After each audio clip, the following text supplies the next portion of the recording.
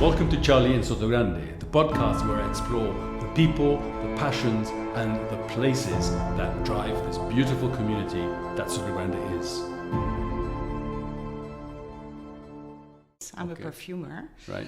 I dedicated all my career to my passion for perfumes. Right. I created perfumes, and I'm also passionate about Andalusia, which led me to create my own brand. It was my first time in Spain, Yeah.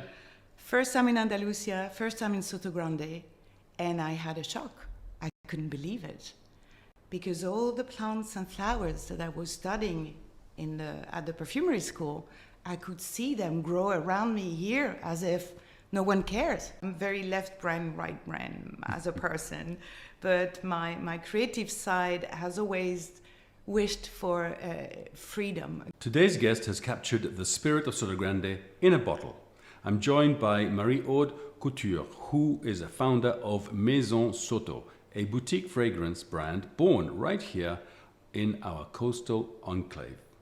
Her journey to Sotogrande is as layered and evocative as the fragrances she creates. Marie Aude is a Franco-Swiss perfumer who, with a remarkable international career in the fragrance world, first fell in love with Andalusia back in 1997. With a background that spans from Paris to New York and the perfumery capital of Grasse, Marie Aude has created fragrances for global brands and led creative teams at the highest levels of industry. In 2022, she brought her vision to life here in Sotogrande, launching Maison Soto, a brand that distills the essence of this unique region into beautifully crafted, scented products. She now splits her time between Geneva and Sotogrande, continuing to shape the perfume world while drawing daily inspiration from Andalusian coast. I'm thrilled to welcome Marie Aude to the show. And just before we start, could I please ask you to subscribe to my channel? It is very helpful to get more traction and therefore be able to get more and more guests onto the show. Thank you. Marie Aude, welcome. Thank you, Charlie. So, how would you introduce yourself to someone who's never met you? Okay, someone who said hello. What would you do? What would you say? My name is Marie Aude, Yeah. and I'm Franco-Swiss. I'm Okay. a perfumer. Right. I dedicated all my career to my passion for perfumes. I Right. created perfumes, and I'm also passionate about Andalusia, which led me to create my own brand a few years back here in Andalusia. So that's Yeah. how I landed You- here in yeah. Sotogrande, because Right. I'm crazy about Sotogrande. Crazy about Sotogrande. Well, that's great because we are talking here about the Sotogrande community, and I love to have guests here who are in love with Sotogrande, who talk positively about Sotogrande, although it's a place which, of course, no place has 100% positives. We all have a little bit of warts. But never mind, we'll might talk about some of those in a minute. How did you come here first? It's quite a long time ago, isn't it? It was a long time ago, yes. In 1997, I was a student in perfumery in the south of France. I was studying perfumery in Grasse. Grasse, yeah. And I was invited by my boyfriend, my novio, here in the south of Spain, Right. in Andalusia. It was my first time in Spain, Yeah? first time in Andalusia, first time in Sotogrande, and I had a shock. I couldn't believe it. Because all the plants and flowers that I was studying at the perfumery school, I could see them grow around me here as if no one cares. And here in Sotogrande, it's full of plants and flowers that we are using in the form of essential oils in perfumes. Right. And I use a lot of essential oils in my perfumes. I'm crazy about natural ingredients in Right. perfumery. Right. And so that's when I came first. And I had a real shock. So, is it the weather that's here? Is it something? I mean, you said Sotogrande, but you know, I assume you're going out a little bit. We talk about Andalusia as a region as well. Yes. Because we don't have everything here, Sotogrande. I suppose you go inland a little bit more. You get different types of flowers, of vegetation. You're right, it's the climate. It's due to the location of the Provincia de Cádiz. Yeah.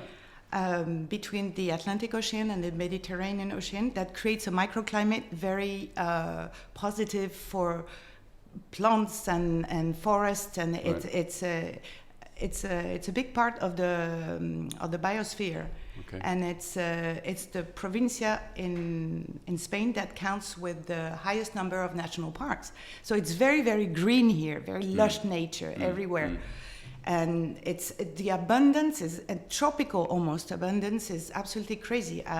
Even here in Sotogrande, I come across plants that we perfumers source in the Philippines or in very remote places. And here I came across vetiver, lemongrass, that are normally tropical plants that you have to source in very remote places. Could that be because Sotogrande is sort of semi-Filipino, because the original person came from the Philippines and maybe brought some of the plants that they had here? Could that be it? Because, why? I mean, is it... Well, you could say that. Normally, the vetiver is used here in the region to stabilize the soils. Yeah, yeah. So it's used in agriculture to stabilize the soils, and it doesn't have any perfumery purpose. Right. But the big quantities that are needed for the perfumery industry are produced in tropical countries. Okay. You mentioned Grasse as a place you went to learn, and Grasse is famous for perfume production, teaching. Yes. There's some films I've seen that end up there and everything else. So does Grasse have a similar sort of climate, or is it different in that sense? I mean, I'm a total layperson. I have no idea about No, perfumes. please. Everybody is interested in perfume, so I like all these questions. Yes, Grasse is also microclimate on the Côte d'Azur in the south of France. Yeah. I'm a typical girl from the north, so even I had to learn all of this. Right. I grew up in Paris, and Grasse for me was also an exotic land when I spent 3 years there to learn perfumery. So it has a microclimate, and there grow tuberose, jasmine, roses, again, all these flowers that also grow on the other side of the Mediterranean, in Morocco, Tunisia, Egypt, all the way to India. So, in Grasse, the French mentality is to make everything a museum. So even if you have a small piece of land with wonderful flowers in there, it will become the museum, etc. Here, it's what I like about Sotogrande is that these treasures, I see them with my eyes, but they're hidden in nature. Yeah. And this is what I love, because it's wild. Right. It's raw, untouched, especially when you go inland, and it's not so far. No. I mean, with a 15-minute drive, you're already in incredible landscapes that are full of a nature that capture me totally. I'm passionate. But this is something very interesting, because when I go for a bicycle ride in a natural park, obviously I'm trying to balance myself and not fall over my bicycle. Yes. But I don't even think about looking at the plants. It's something that must be very particular to someone who's passionate as you are, as looking at a source of materials that you can use presumably in your profession, which is to create perfume and obviously your own brand. You don't know how many times I fell from my bicycle looking at plants, and I have so many scars, because it's true. I'm biking and I'm like looking at all the plants, and I stop and it takes me forever and I take pictures, etc.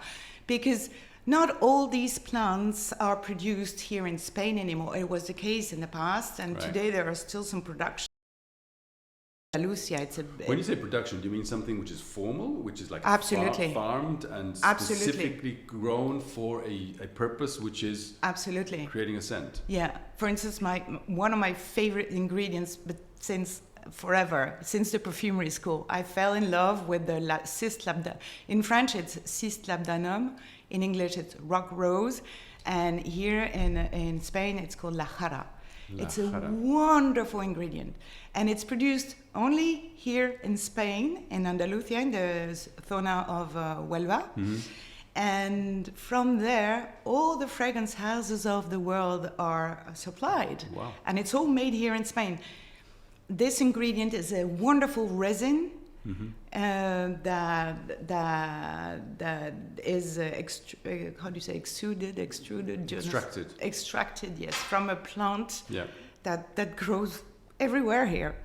Even here in Torre Guadiaro, I mean, it's everywhere, and it smells wonderful. It has an ambery, spicy, a bit sweet smell. It's an absolute wonder. It's so faceted. I'm in love with this ingredient forever.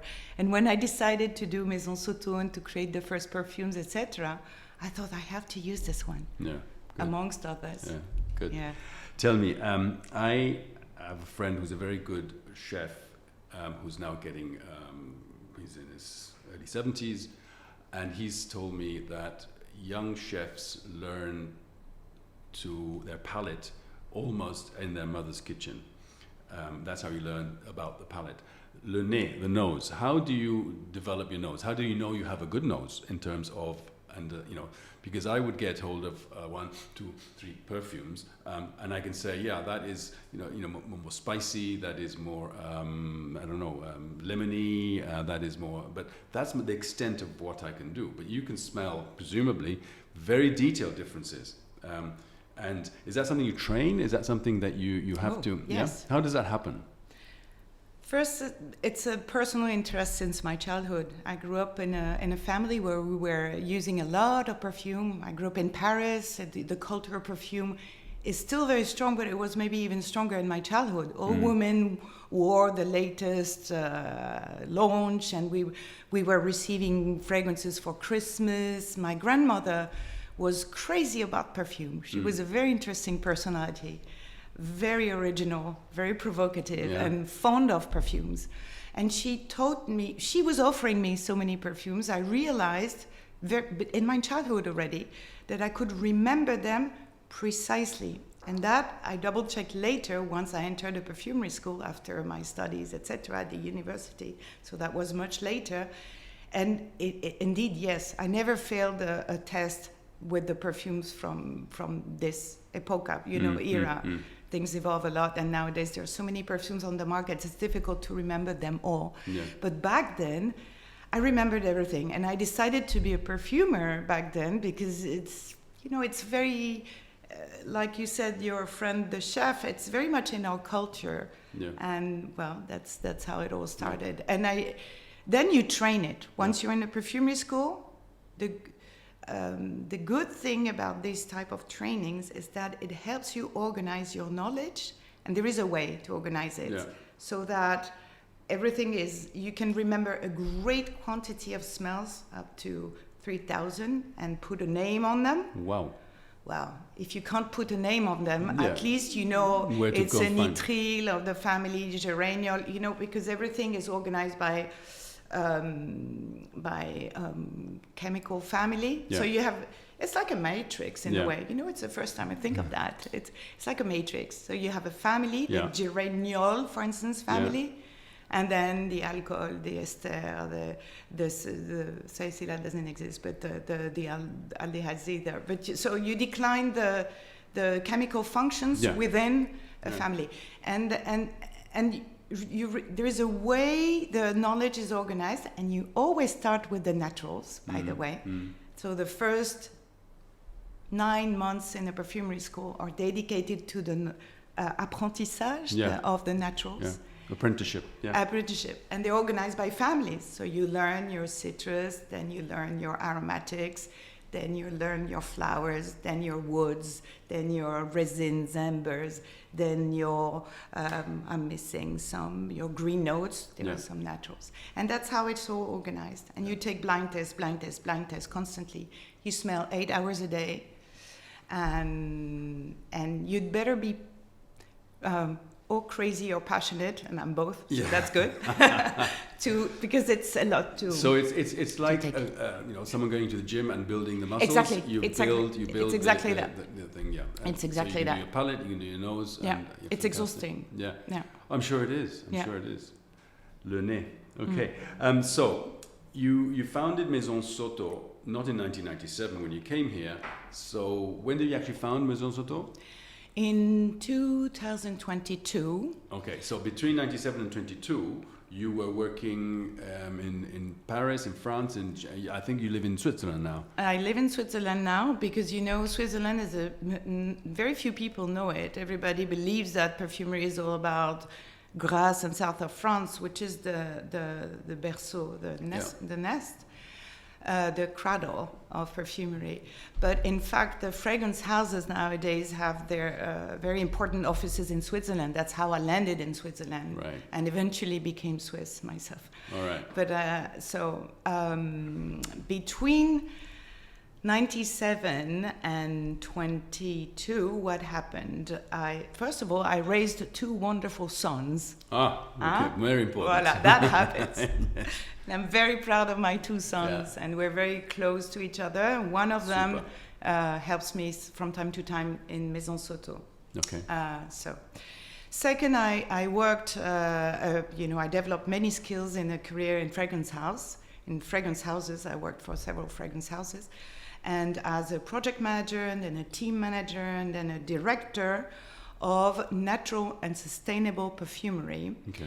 And that was between 2017 and 2022.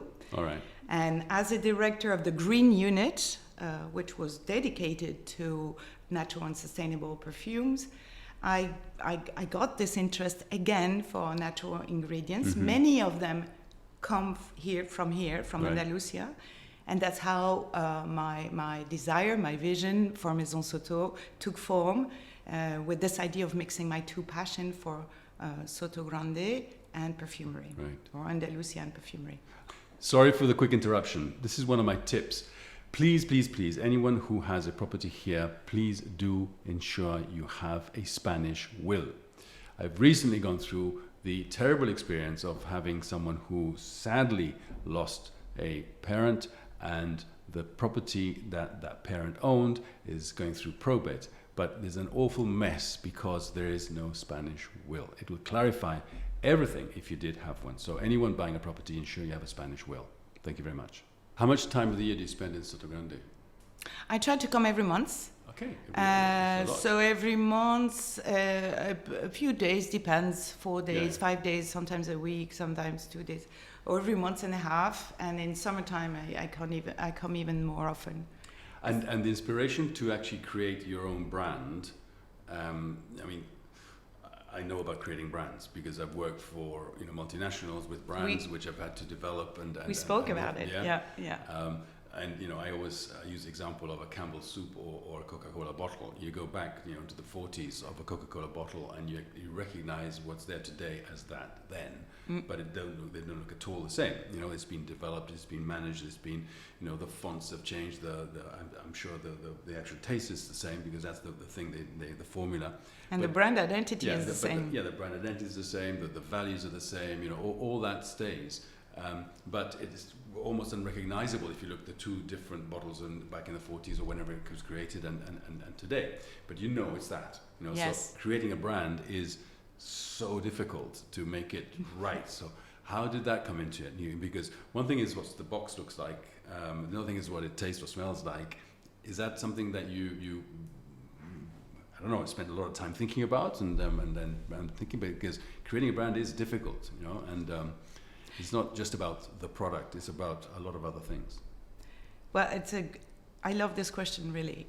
Creating a brand is difficult, and I had the chance to work with a friend, actually, who's our artistic director, and we made a lot of research together to develop the brand identity. And we knew by mixing our 2 talents, we would come up with something interesting, doing a lot of research.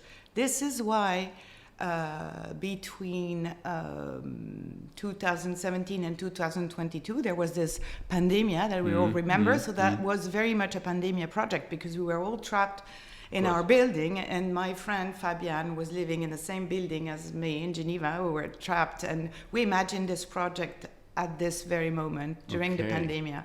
I had this idea of having my own brand for a long time. Many perfumers have their own brand. We all want our brand. Of course. Why is that? I'm not sure it's so much for the marketing aspect, if not for creating our own creative territory.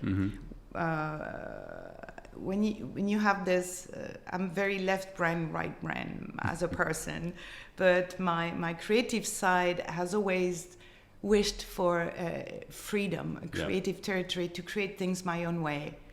I have my own way of making perfumes, and Yeah. and I need to express that. So many perfumers want to create their own space, their own. That's the idea behind having your own brand, I think. And so that was something I wanted to do for a long time, since the childhood. And when I met Fabian, and I saw he had a great talent. He's a renowned talent in creating brand identities. We worked together. Right.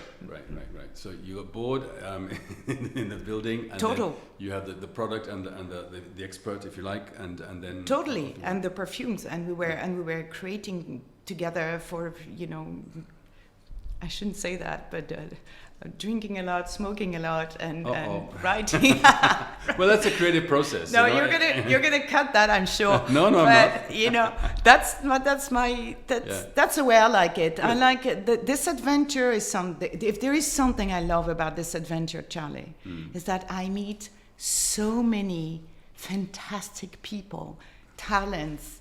And we imagine things, and we sit down, and we have drinks, and we talk, and we dream, and that's the part that I love. Yeah. That's the part I love. It's the camino. That's what I enjoy so much. Right.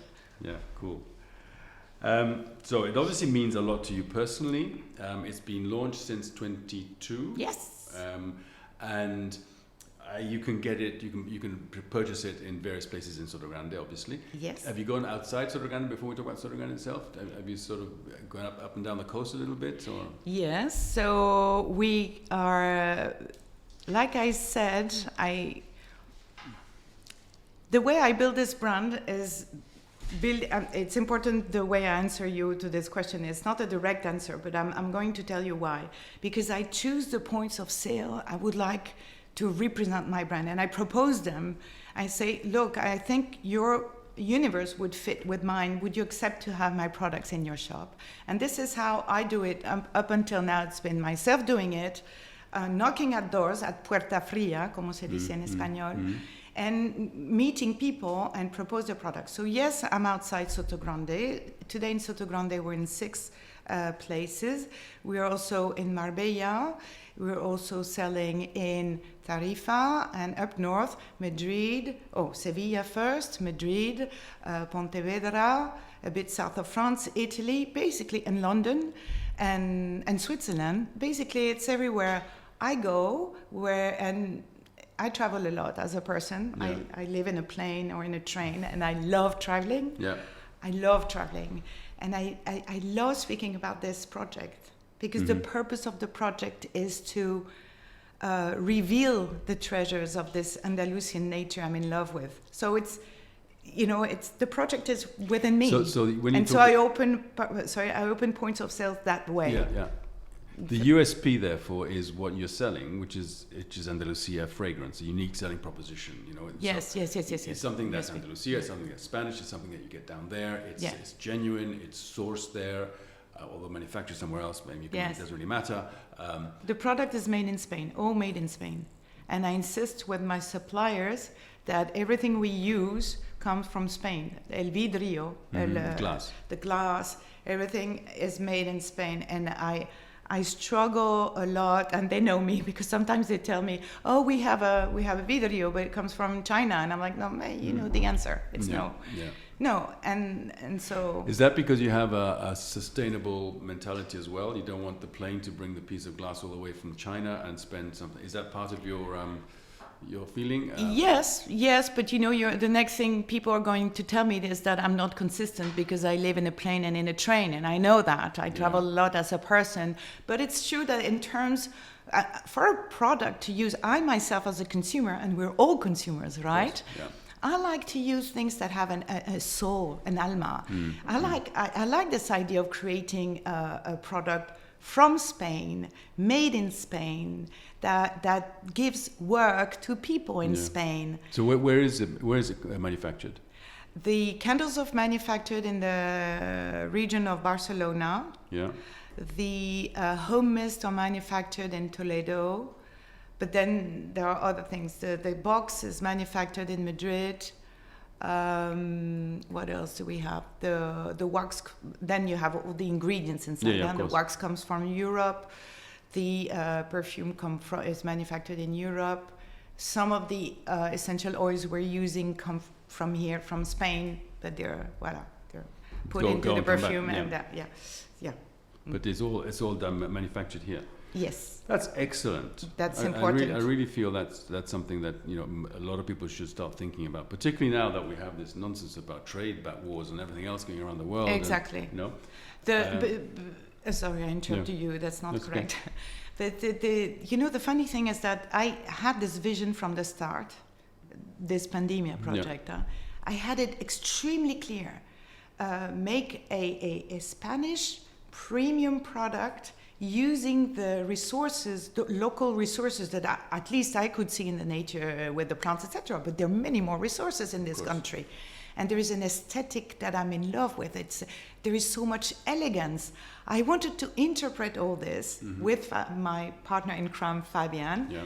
And this is how we made all the research. And we thought, okay, let's have this vision to make a premium Spanish product with high quality elegance, using as many resources as possible, sourced locally. The only hiccup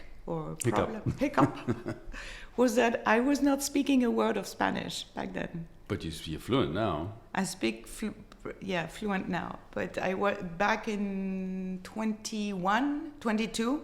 I was not speaking my menu Spanish was all right.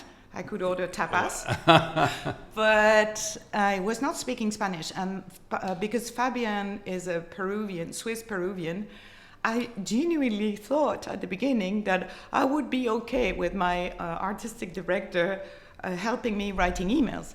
Today I write 30 emails a day in Spanish, and I take so many phone calls in Spanish, all in Spanish, or Spanish or French, because now we also sell in French speaking zones, or English or German at sometimes. But yes, so the difficult part was to create this project here without speaking Spanish. So whilst I built this company, I took accelerated classes of Spanish, up to working every day with movies, etc. So you can do it, and it helps. It opens doors. Yeah. It opens doors. I actually learned to speak Arabic. Oh! Because I knew I was going to go and live in Saudi Arabia, and I did Berlitz in London for 2 weeks. And I had breakfast, lunch, and dinner with my teacher. So it was not only, that I've forgotten all of it, well, not all of it, but most of it, because once I didn't have to use it, and it just goes away. It's just one of those things true. That you have to use the vocabulary, you have to use all the time. And French similarly. I mean, I had to learn to speak. Tu parles français très bien. Oui, très bien maintenant. Mais originally I didn't. And I was going to live in Africa for a company, and I had to learn French because there's going to be Francophone Africa. So I know the process. And it is... Exactly. Yeah. You forget the obstacles because you have your vision. Yeah. You have a project that is good, that is genuine, that comes from you. And it has to get out. It has to come to life. Yeah. And so this language issue, that could have been a potential issue, I did not even see it. Yeah, I was like advancing as if I was speaking Spanish. I had no idea. My first meetings with the accountant in Algeciras, she was speaking to me. I remember once she talked about la hacienda. And you think Yo digo, la hacienda. La finca, okay. And then the tax man. Yes, exactly. I think all this. They are great souvenirs for me now because I felt so vulnerable. Right. I felt so vulnerable, but at least I have this. I mean, you may not want to answer this, but when you start a business, it's a big investment. Yes, it is. Because you need to either have the funds, borrow the money, whatever, sell, get someone to help you out. Yes. Are you breaking even now? And even more than that, are you profitable? We're breaking even. We're just breaking even now after 3 years. We're just breaking even. It's a big investment, and it's all self-funded up until now. Yeah. It's privately owned, obviously. And this is also one of the reasons why I have kept a full-time career on the side. So I work, okay. I'm a twofold full-time person. Right. Threefold. You got family as well.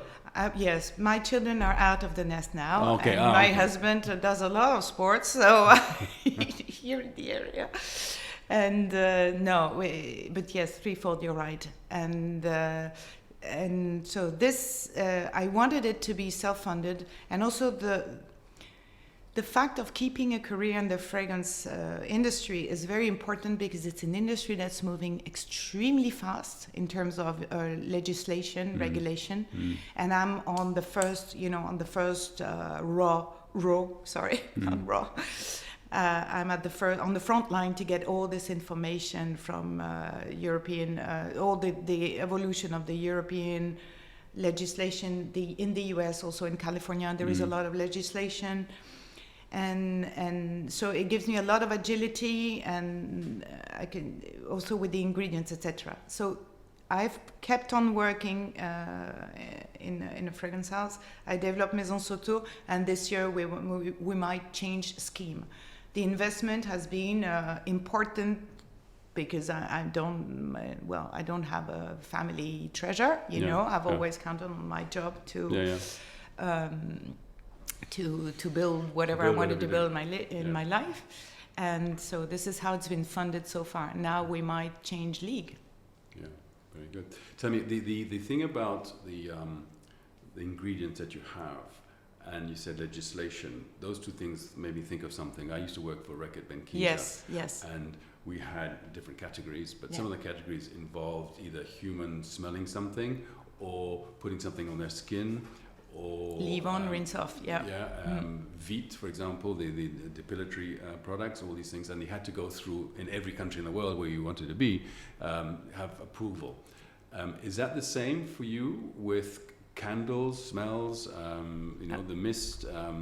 Is it is it a legislation issue that you have to overcome? There are two types of tests we're doing. I would like to answer. I'll try to give you a straightforward answer. When you create a fragrance for a formulation, so as a perfumer, write a formula. But as an evaluator, which was also another job I did in fragrance houses for many years, I test in vivo, in life, the rendition, whatever the base is. It could be a candle, a home mist, it can be a shower gel, it can be you name it. So that's so. These tests are very important to check the rendition in the air, the impact at the key moment of truth, or what it leaves on skin, etc. So these tests are part of the creative process, so to speak. And then, rightfully so, you said, there are all the tests to be made to to comply to the European legislation. Yes, right. Yes. Okay. And so you could see it. I'm a positive person, so I see it on the positive side. The good thing of being in Europe is that the market is so regulated that our products are very, very safe. Yeah. You can't put something on the market here that is not safe. It's impossible. Yeah. It's impossible. Europe is the strictest legislation in the world, by far. Yeah. Very strict. And it's getting even stricter in 2027. Yeah. Well, I think it's right in a way. It's complicated, it's frustrating, but there is a process and you've got to go through it. In terms of launching it, what was maybe your biggest challenge? What would you say would be the biggest challenge? Was it the manufacturing process? Is it the distribution process? Is it the advertising, making it not known? What would be your biggest challenge as such? There are so many challenges. To be honest, the whole thing is a challenge, and that's what I like. Yeah. I think if you have an entrepreneur mindset, which I surely have, and we tend to have in my family, you like those challenges. So everything is a problem solving. Yeah. Even perfume creating is problem solving. So it's all a mix of, like I said, right brain, left brain. So you follow your intuition, your creation. You feel like you want to. I'm going to give you more concrete examples, maybe, but the commercial development is a challenge because I'm alone basically. I have some help, but the person who makes the the deal, who convinces, who speaks the best about the project is still me today. Yeah. It might change in the future, but so that's a challenge because, Sure. and at the same time, it's a pleasure. Yeah. How can I say? Well, that's the ideal. When you think you're having fun, all right, as well as creating something. You know, Exactly. it's just, it doesn't become a chore, it doesn't become work. It's actually fun. And It's I'm fun. I never want to lose that part out of sight Yeah. because it's also my personality. I like to meet people. I do believe very much in the fact of communion around a project, and Yeah. this is why this idea of building a community is so important to me.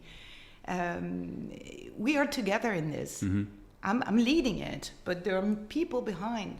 There are more than 20 people collaborating with me that I contract for Maison Soto, agencies, etc.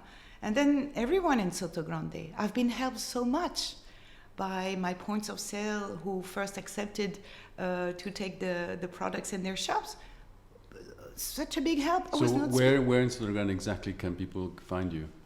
El Almacén del Puerto, Okay. who's directed by Silvia, my Yeah. dear Silvia. It's a wonderful shop near the quay, Yeah. the restaurant the quay. Yeah. Then Indigo, a shop that is more hidden, but on the first floor above El Supercor. It's a wonderful shop. It looks very ethnic, indie, very creative there, led by Maria Cervera. She's also a character. And then La Meridiana. La Meridiana, yeah, I know. in the Pueblo Nuevo, Yeah. led by Rocio, who's also a great artist. And more recently, we opened at Collect Corner. Anna, yes, I said for years to Anna, no, I can't sell my candles there. I don't see them there. And she was like, yes, let them to me. I know I can sell them. She's rocking. You know, the sales there. She's amazing. The sales are very good in Collect Corner. And that's really good to know, because Collect Corner is a place where you can literally go and collect your packages. Yes, but first of all, Anna believes in the product. Yeah, I was with them last night. Second, she's a great salesperson. Yeah. If you want to sell, you sell. If you don't, You just leave it there, it'll stay there, yeah. And this is my lesson after all these years of observing my selling points. If you want to sell, you sell. And she's doing incredible. And more recently, we opened Capiro here in Plata Blanca this week. Where in? Capiro. Oh, Capiro. Yeah. Capiro, yes, here with Stella. And I'm missing one, my dear Balacata, Teresa, at La Marina. Yeah. Yeah, Teresa is a friend of a friend, and Yeah. she welcomed me very warmly as well. So all these persons, I have to thank them, because without them, I'm nothing. I'm just a foreigner here, lost in Andalusia with my ideas, but having ideas is great, but make them tangible and materialize. Materialize It's it's fantastic. Yeah. And meeting these people and having them, I feel their energy behind me. Yeah, no, and I think the reason this podcast is here is because I want to meet people in the community and share what their thoughts are, and it's lovely that you mentioned these names, because they're names of people that live here, the people that want Sotogrande to do well, that and bringing in your products and wanting to share them and offering them for sale is something which allows the community also to have a piece of what you've created from Spain, because I think that's clarified. I mean, many people just don't know where products come from. It's essentially an Andalusia product, Yes. which is homegrown and can be enjoyed right here in our own Sotogrande. Exactly. And to be totally honest with you, my dream with this brand, it's a bit far-fetched, but my dream would be to give back to the community. I'm not going to build a brand, become rich, keep my money and buy a castle in Switzerland. No. If this brand one day becomes what I would like it to become, successful, acknowledged, and incontournable, unmissable, Yeah. then it will go back to this community. We will do things with this community. We will create, I don't know, museums, gardens. You don't know. You don't know. You know, that would be my ultimate dream. Yeah. Well, maybe we can talk about that, because that's something I also like to do, is to give back to the community. And I think everybody has some experience, not necessarily learned in Sotogrande, but around the world. And if you can get all those positive things together, it's an unstoppable thing, really. Exactly. Because people want to support each other, people want to help each other, and you always get the people knocking you, but those are sad people, I call them.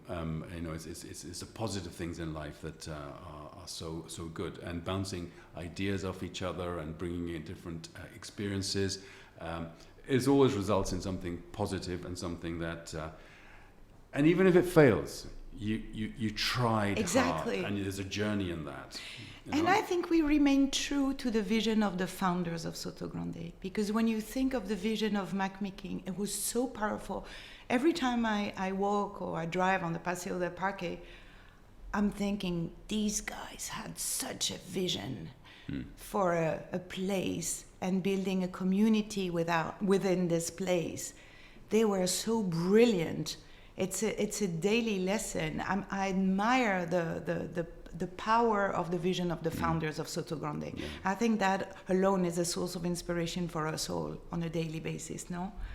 Absolutely. And funny enough, on Sunday, Paula Zubel was sitting on that chair, and she'll be talking, I'll be sort of publishing what she had to say about it all, because she is currently living, with the Polo Ayala and everything else, the restaurant, the story about the restaurant and all that burnt down and is now back up again. Yes.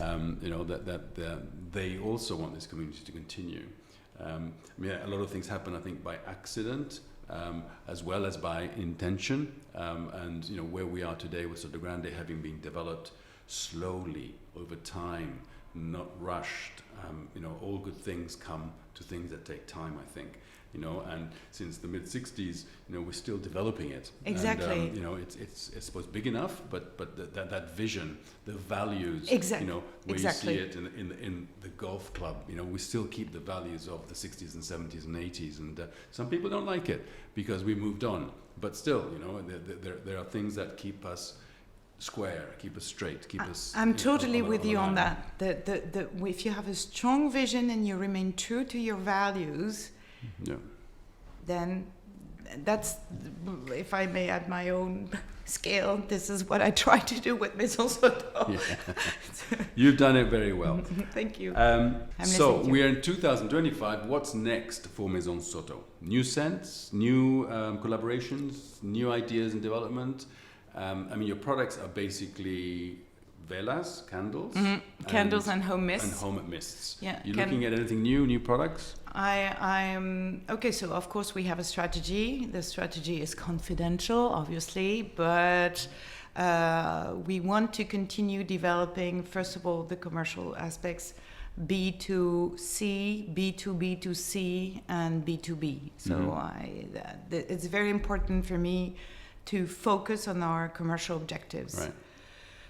Innovation can be a trap for a startup because you have to sustain innovation over time, and it's already going to be for us an effort to keep on developing the home scenting products that we have. So I want to make sure that we remain trusted and reliable on the home scenting territory that we already own. Okay, so that's, for now, this is a strategy. Continue developing with what we have, develop a bit what we have in the home scenting territory. And then there are some other very interesting projects that I develop with some of the contacts we have in our galaxy of partners. Yeah. Galaxy, that's big. And I was more looking at the world in petit. We have our own little world, Maison Soto is many people with good intentions, and it's many connections, and people have projects and ideas for you, and so that's part also of our development. Very good. But I like to, yes, we focus on the home scenting territory, which I love. I enjoy it. A person that's known Sotogrande since 1997 must have a description of Sotogrande. What would be how would you describe Sotogrande in one sentence? A perfumer's paradise. Oh, okay. I mean it. Yeah, yeah. I feel it. For me, it's my paradise. The day I landed here, I remember exactly that day in 1997. It was on the Paseo del Parque, on the Paseo del Mar, sorry, where I now live, by the way. Okay. And I see myself going out of the car, and remember, first time in Spain, first time in Andalusia, first time in Sotogrande, the girl from the north. Yeah. I was hallucinating, and I knew then for sure I found my paradise. Okay. I knew that. So it's a perfumer's paradise. Super. So there you are, everybody, a perfumer's paradise. That's the way that it's been described. Thank you very much, Marie Aude. Merci, It's Charlie. been very, very good to have you on. Thank you. Look forward to seeing you next time.